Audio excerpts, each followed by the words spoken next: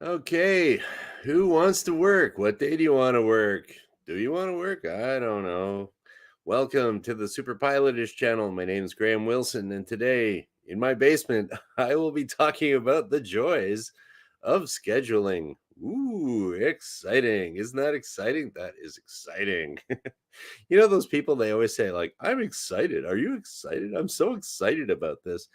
I wonder if they're actually excited or they just like tell themselves that to pump themselves up. And me, I usually got to tell myself that to brainwash myself. I'm excited, and maybe I'll be excited about it. But, anyways, this is Middle Management Monday, number 4.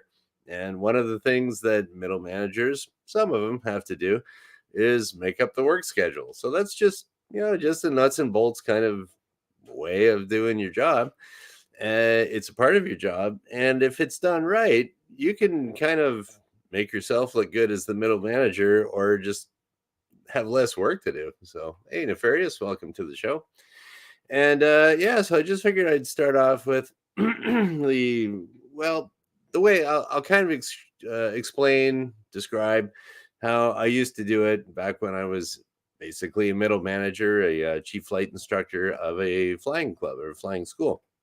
So, the first thing we got to do is have a meeting. Ooh, don't we all love meetings? Oh yeah, sure. But meetings can be as boring or as fun or as efficient or as inefficient as you want. So, if you want your scheduling meeting to be the most efficient and the least amount of time, so everyone can just get back to work, you can't just say, "Hey, we're having a meeting," and everyone's like, "Huh? What's it about?" Okay, so what you can kind of do is you can be as official as you want about it. It usually, the smaller the organization, the less official you have to be. Hey guys, we're gonna have a meeting this date, this time. You could put it on their schedule, maybe that this is a meeting time, and we're going to be discussing schedules. So think about it now before the meeting.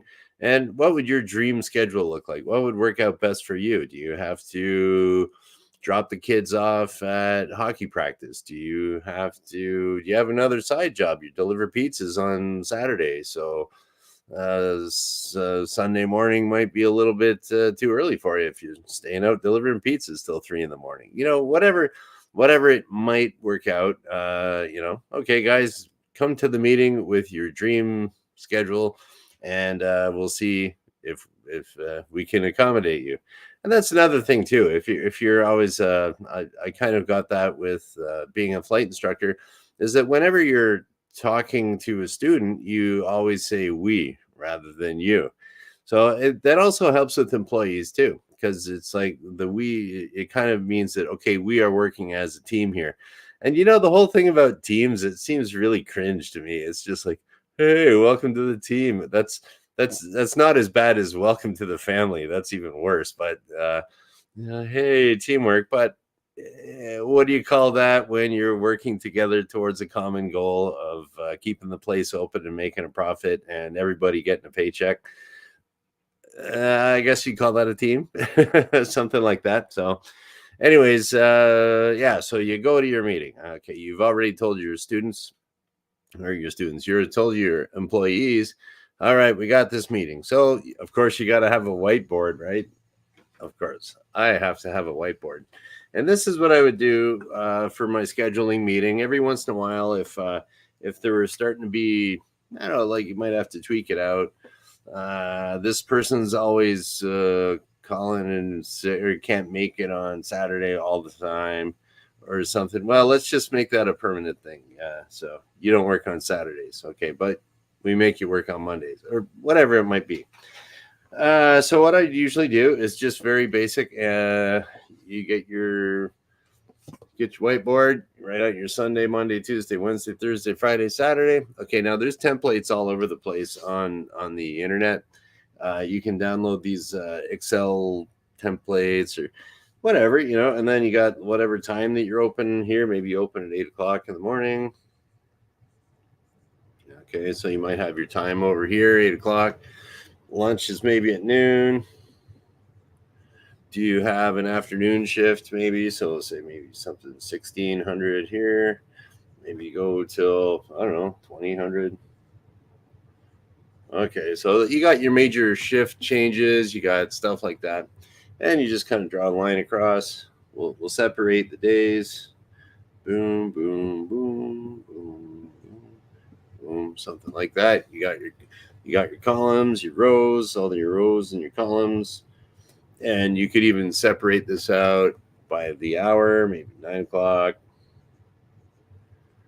10, 11, 12, blah, blah, blah. You might have some lines across here like this. And I don't know. You kind of make a nice little grid pattern. It'll get a little messy at the bottom here, but you do that right on the whiteboard. And then you say, okay, Joe, I remember you wanted to work from, you're only available Monday from 8 till noon. Okay, so we're going to do this here. Monday from 8 till noon. And this is your job is to man the phones. So, okay, Monday till noon, that's going to be Joe. Hey, Joe. There we go, just like that. And then, okay, we need someone else to man the phones till we close at, what would that be, 8 o'clock, 2000 hours? Okay, and Bob over there, you like sleeping in on Mondays? Okay, that'll work out great. Bob goes from here to here. Great, we got people manning the phones. So you can kind of fill that all in. For maybe it might be a scheduled flight that goes on all the time. It might be every Thursday you got to do a donut run, get donuts for the guys, or whatever it might be. You just kind of figure it out for everybody and make sure it all works with everyone in the room. And the reason a meeting for that would be good is because then everybody can like immediately say, oh, that's good for me, that's not good for me, If you try to coordinate all that stuff with email or something, forget it, man. It'll just take forever. So that's why a lot of times if you're going to be some sort of a manager, you have to make your time make the most of your time, make it as efficient as possible. And just because you got your cell phone and you can live on that 24 hours a day if you want, and here's a text. Oh, he didn't answer my text, and there's a text, and there's this, and then I will craft the best email in my life. I'll take 20 minutes crafting up this perfectly worded email, only for the other person to say, I disagree. Well, you just wasted 20 minutes, right? But if you can get on the phone and you talk to them, okay, now we're getting a little bit less high tech. Get them on the phone. Hello, person. Kids don't like to talk on phones anymore, but that's very efficient sometimes. So, maybe a 20-minute email here, 20-minute email back. That's 40 minutes that was wasted, but you could have that done in a 5-minute conversation. So in relationship to the amount of man hours spent of the company time, it's more efficient to do it old school. And that's why if you got your meeting with a good old whiteboard, be like, okay, that could eliminate hours and hours of texts and calls and things and someone forgot that. Now your productivity is less. And so there you go. You get your schedule all done. Bam, take a picture of that with your phone. Go back, finalize it, put it in the computer, do whatever you got to do. So anyways, so here we go.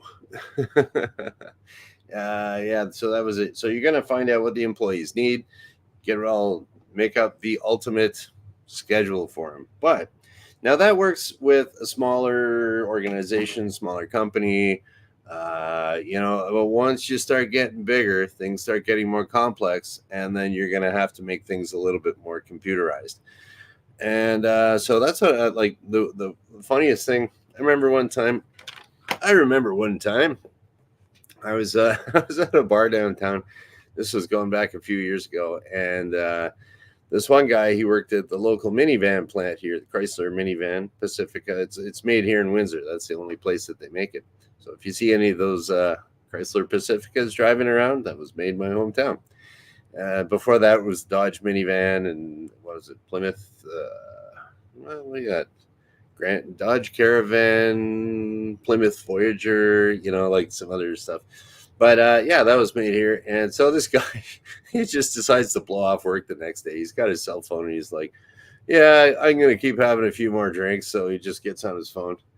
beep, beep, beep. Doesn't even talk to anyone. Just, okay, that's done.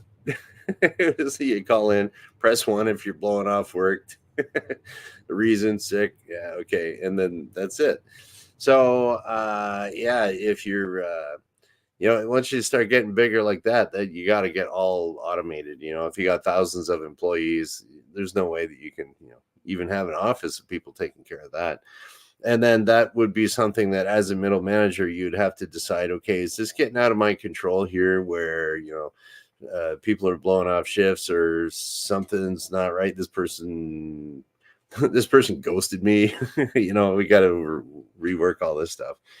But yeah, for a small organization, and then also the middle management has to pick up the slack there. If someone, I would, here's another little thing there for the smaller organizations.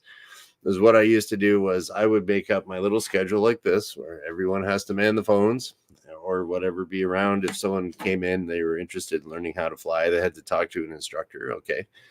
And so we always had one instructor around. And I would tell the guys, like, okay, guys, we had one girl employee at one point. So anyways, we tell everybody, okay, this is the schedule that we all kind of decided on. If you have to take a day off, just get someone else to cover for you. And if you can't get anyone else to cover for you, then the chief will do it for you. Okay, I'll fill in, no problem. And that worked out great with probably about 5 instructors, and everything always, everyone's scheduled. It all kind of worked out, and very very infrequently did they ever say, oh, hey, Graham, yeah, I can't find anyone else to work for me on Sunday. And yeah, you said I could call you up if you needed, if I had to.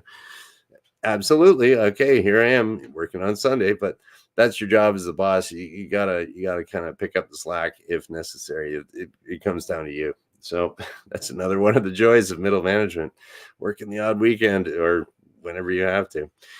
But yeah, so that's another thing too. And also for aviation, like, I mean, my middle management Monday is kind of more about just in general middle management, but for the aviation industry, there's a lot of other considerations that you have to take into account there too. And that is like how long that they're allowed to be on duty. So, and it depends what type of organization you're in. Like, if you're an airline pilot, then you're only allowed to fly so many hours, and you got to have so much rest time, so much time off in a row. If you're a charter pilot, it's a little different. If you're a flight instructor, it's a little different again. But there's also exemptions depending on where you are and what aircraft you're flying, and da da da da da. So there's all that stuff. So if you're middle management in aviation, my hat is off to you because it's tricky. You got to juggle all this stuff around. That's why it's always good to have a copy of the regulations that the regulations that you have to follow, and all the little exceptions, and have those highlighted on a piece of paper next to your computer, so you can be like, well, I know I got to do this, but I know I can do this, except when this and this. But if the subject to part VII, where's that? Okay, yeah. Oh, okay, that doesn't apply. All right, fun regulations. But yeah. And then what's by the airlines, the way they do that, they have dispatchers and scheduling programs, and they got that all automated, and you just walk in and everything works, right? So anyways, yeah, so that was about it for today. What can I tell you there? Yeah, that's the joys of scheduling as a middle manager. And I actually wrote that down, my little tips on whiteboard number 2 over here. This was a little clip on there to hold some kind of marker. I think I'll junk that. It's just been hanging around. So what do? You have your meeting, you figure out, hey, who needs what, where, when, what do you guys need? And then you figure it all out at your meeting. Make sure you tell them beforehand it's going to be scheduling, and come up with your dream schedule. Then you put it up here on the whiteboard, and you figure out who's going to do what and everything. Formalize it, put it on your computer. If you are bigger, you will need to computerize. And yeah, there you go. The joys of scheduling. And Wasn't that exciting. I'm glad I'm not a middle manager anymore. But I mean, it was a cool job, I guess, when I had it and learned a lot. And now I can go on YouTube and talk about that kind of stuff. So, yeah, that's about it. Middle management Monday, fun stuff. And then we'll just kind of go and see if we have any interesting comments, questions, concerns, stuff like that. And okay.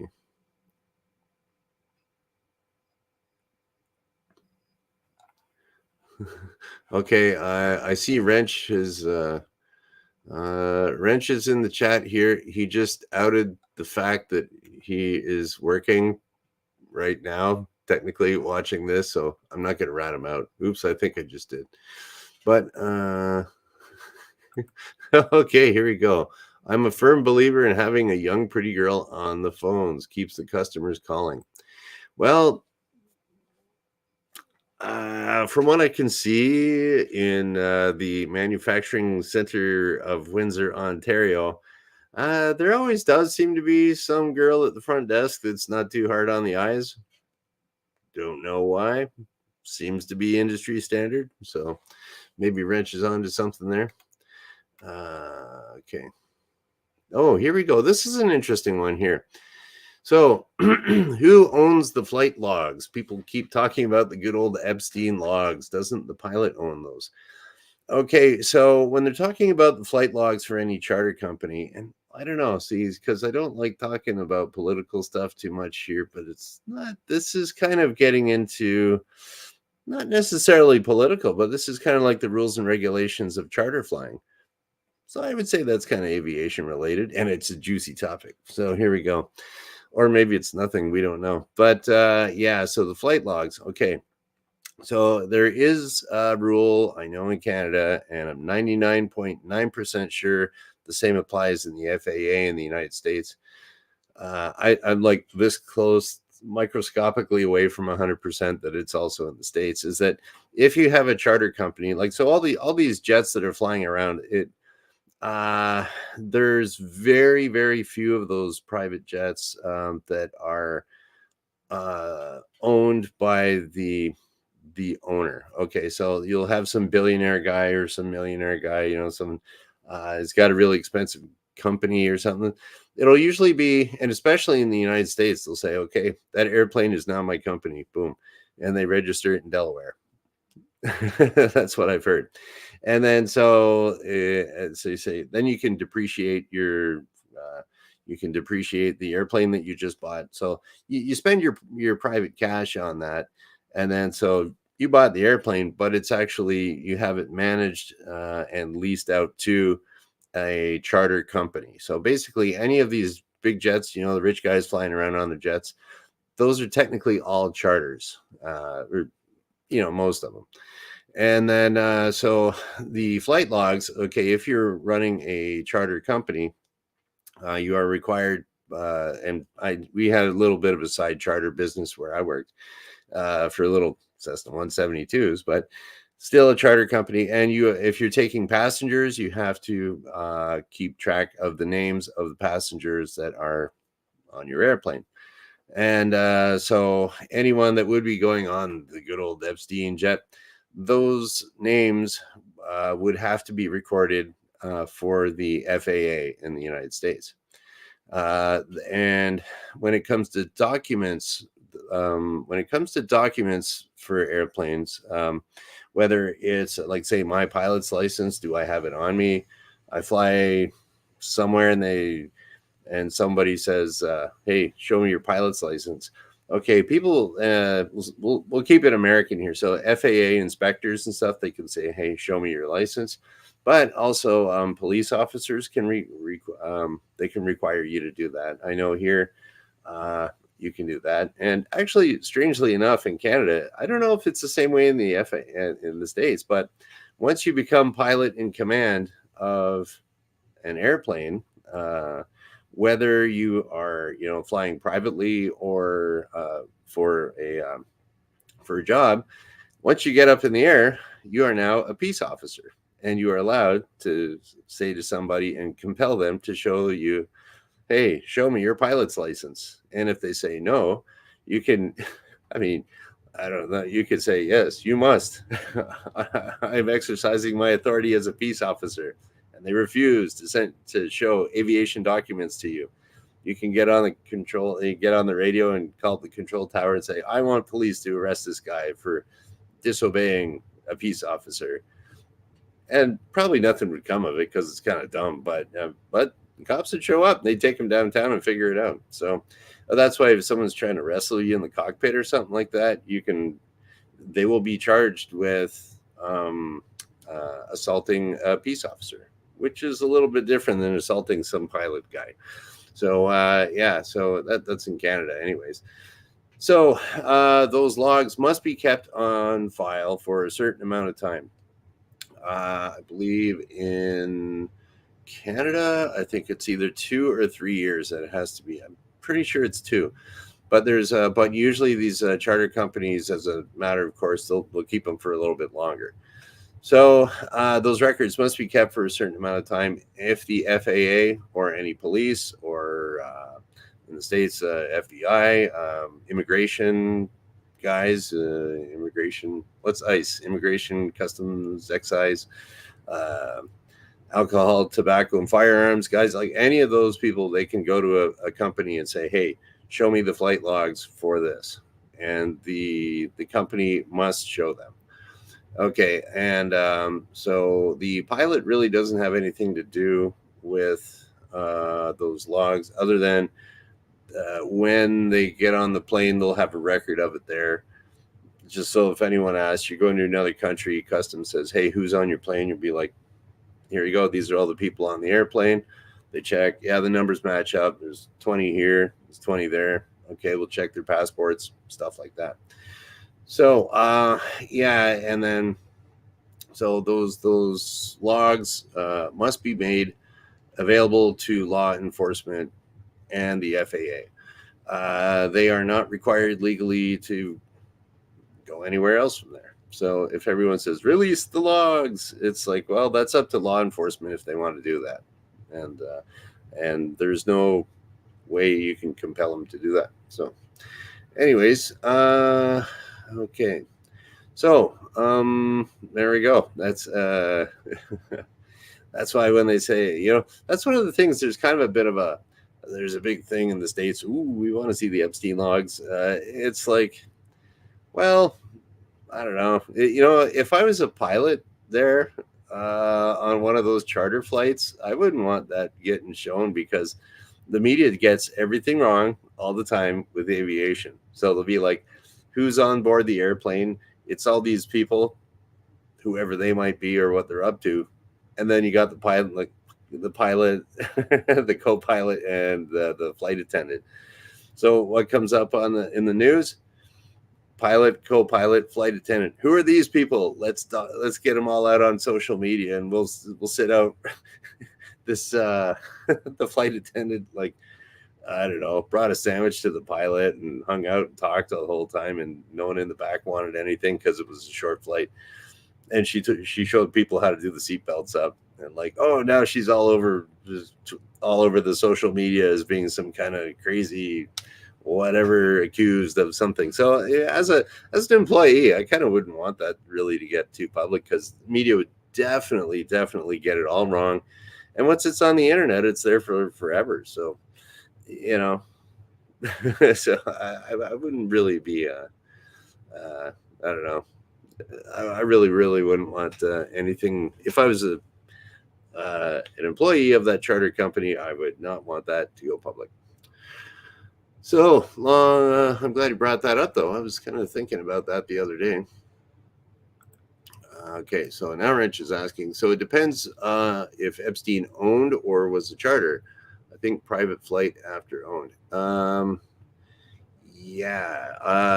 Like I would say, if it was, Epstein's, he has his ATPL and he has his plane that he plunked down the cash. I'm going to buy myself this plane, and I will fly my plane down to my little island with my co-pilot here, who is my friend. Then you don't have to keep any logs or anything like that. But chances are, if there is a log out there, it was a charter company, which is pretty industry standard. So yeah. And now the thing is, he probably did buy the airplane and gave it to the charter company to manage. And then once that charter company sells that plane again, he gets the money back. So it's kind of like it's through someone else. And you do that for, it's more in the United States. You do that for tax benefits. So there we go. And okay, so Middle Management Monday ended up being pretty cool because I got to talk about airplanes in the end. So thanks for the questions there, Rich. And yeah, okay. Today is Middle Management Monday. So I guess I'll be back on Wednesday. I'm trying to think what I thought I had a really cool idea. Oh, yeah, I do have a topic for Wednesday. The last show I was talking a little bit about autopilots, and I think I might have messed myself up because when you're talking to the camera, it's kind of like your brain doesn't fire on all the cylinders. So I think I messed a few things up. So I'm gonna clear the air on autopilots on Wednesday. Ooh. That's probably more exciting than doing scheduling. So, anyways, oh, what do we got here? Dark Rouge Park. Hey, Graham. Oh, we'll see here. All right. I sent you an email, but you never responded. Well, I'll check that again. My superpilotish at gmail.com. I only check that every once in a while because nobody really emails me too much, but I'll check that out. And yes, I'll be back on Wednesday talking about autopilots. And because I do this Monday, Wednesday, Friday at noon Eastern. And that's about it. We'll just kind of shut her down. So thank you for watching. Bye.